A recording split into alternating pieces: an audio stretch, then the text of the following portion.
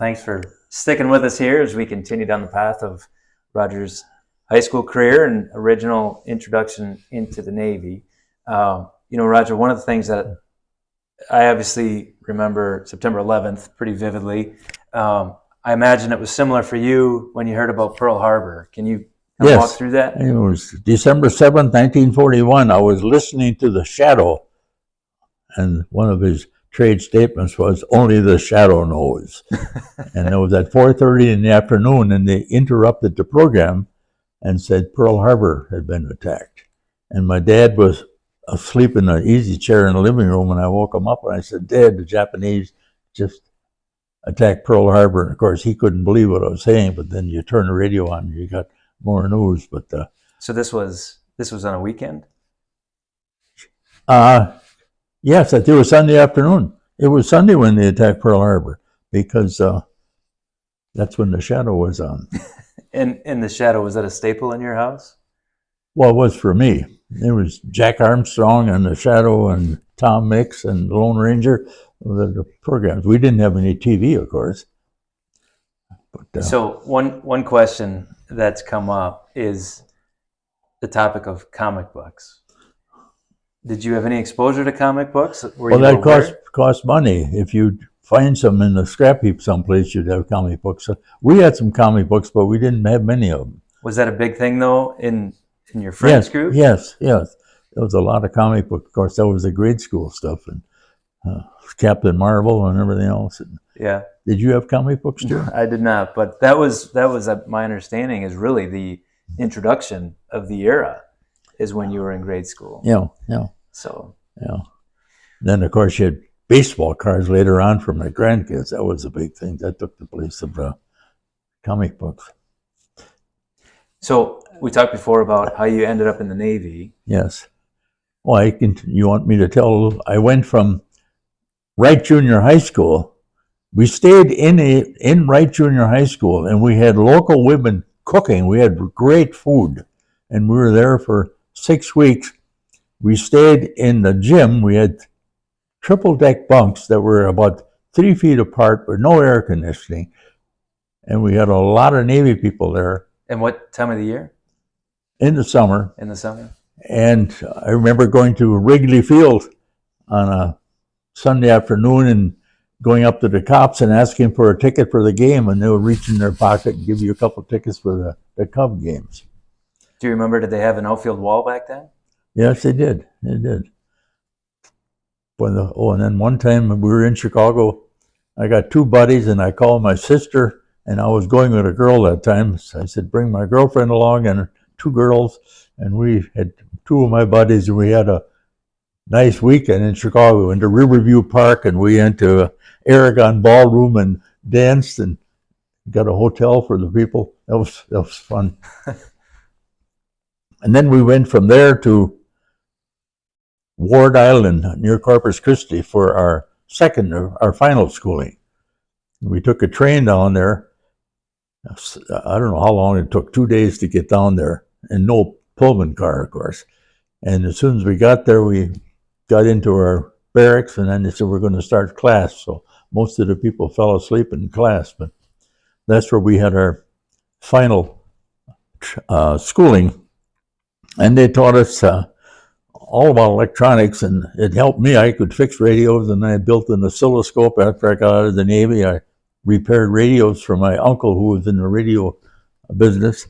So it was a good education. I remember they would put troubles on your gear, and you'd step out in the hallway, and they would put a trouble on it, like put a bad tube in or something. And then you'd come in there and have to fix that set in a minimal amount of time. And I couldn't get power into the set, and I took the fuse out and I held it up to the light, and contact was good, and so I put the fuse back in, and I couldn't get it running.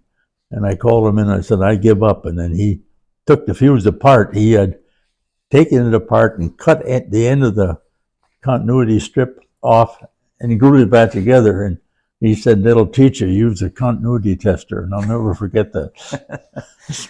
You had mentioned they gave you little tips and tricks to remember things. I think it was, I don't remember the saying. How did that go?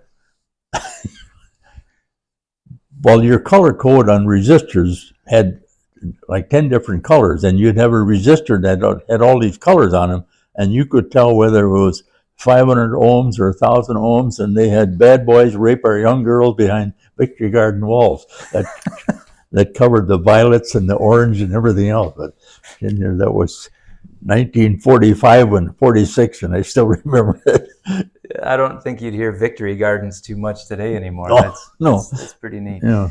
Um, And then I graduated top of the class in the radar school, and I got a aviation electronics technician mate second class when I graduated.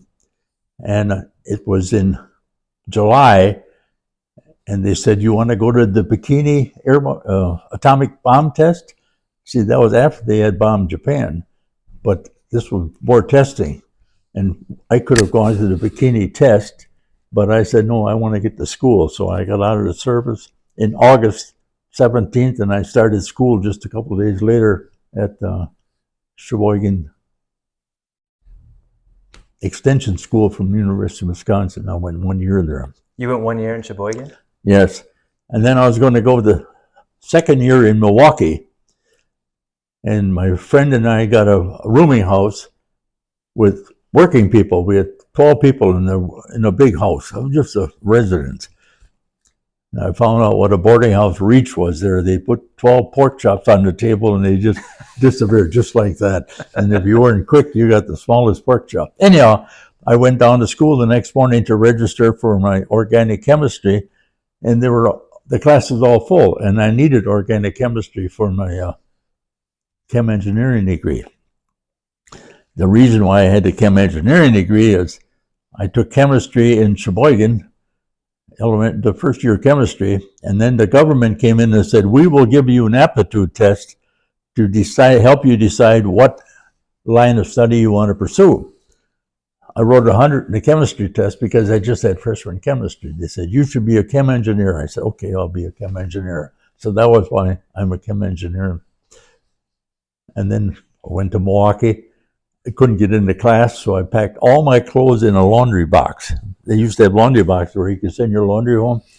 And I hitchhiked to Madison. No parents to take you. And I found a third floor walk-up on street near the Capitol. That's a long way from the engineering campus. And then we got all 7:45s in the morning and night classes because all the veterans were coming into Madison, and they had all applied already because I was 2 days late. So we had all early morning and late at night, and we had the daytime kind of free. So anyhow. And what was the tuition at Madison? $85 a semester it was.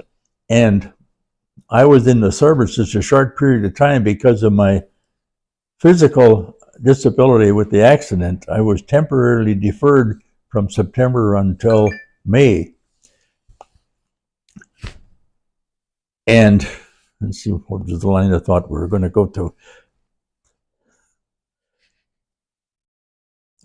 I have only 18 months of GI Bill.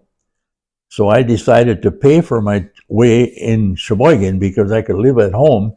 And I saved my 18 months for Madison, which took care of my sophomore and junior year. And in the senior year, I got married and my wife put me through the final year of school. Well, if they would have let you keep your Reader's Digest scholarship, that would have covered... Yeah, a semester of tuition, isn't that something? Yeah. And then we rented a room in a big apartment house, $85 a semester for the room. So can you imagine? $170 for... Of course, milk was 9 cents a pint or a quart, and bread was 9 cents a loaf. And you know, one story that cracks me up, you shared your car had broken down. oh yeah, when we got married in July 29th between my junior and senior year, and we took a week's honeymoon. And immediately thereafter, I had to go to Madison for a special summer course. That was the weed out course, chem engineering, 118 or whatever it was. It was a tough course. You had 5 projects, 5 thick reports, and so forth. And we took all of our money that Jenny had and I had, and we bought a 1939 Dodge that had 150,000 miles on it. That was different than 150 now. And that was our transportation. I would use that to go to Madison. And one time I was going through Horicon and they blew a rod in the car. I took it to a garage, asked him to fix it, and I called my friend who I knew was coming from Cedar Grove later that day. And I said, will you pick me up in Horicon? So he picked me up at the garage, and then on the way back, a week later, he took me back to Horicon and I picked up my car. How long did you have that car after that? Not too long. After I got out of school, I bought a car. I don't know what kind of car I had. I might have had I think I had that car when I got out of school. And my wife worked, she ran a bowling alley. I always said I met my first wife in an alley. But she took care of all the cooking for the food, and she was the counter girl and so forth. And they had 2 bowling alleys and a restaurant, and that's where she worked. She was a good gal. And I did well in school. I was going to be a chem engineer. I thought sure I'd work for Exxon or Kimberly-Clark or Procter & Gamble.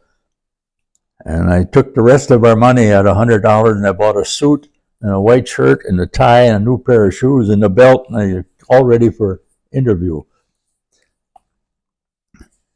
Prior to that, I had worked in the Cedar Grove candy factory, and the boss would come in on his visit to the plant and come to the filler and ask me how the production was going, and I would always have an answer for him, most of the time right, hopefully. And the year I graduated, they bought a plant in Waldo, Wisconsin, and the management didn't work out there. So he called me and said he'd like to see me at Christmas time. So I went to his office when I was home on Christmas vacation. He said, I want to offer you the job of plant manager of that plant in Waldo. Here I was 23 years of age. And my wife, I knew, wanted to stay in the local area, so I didn't even go to the plant. I took the job just by him telling me that. So I think I'm the only guy that ever lived through life without a home mortgage or without an interview.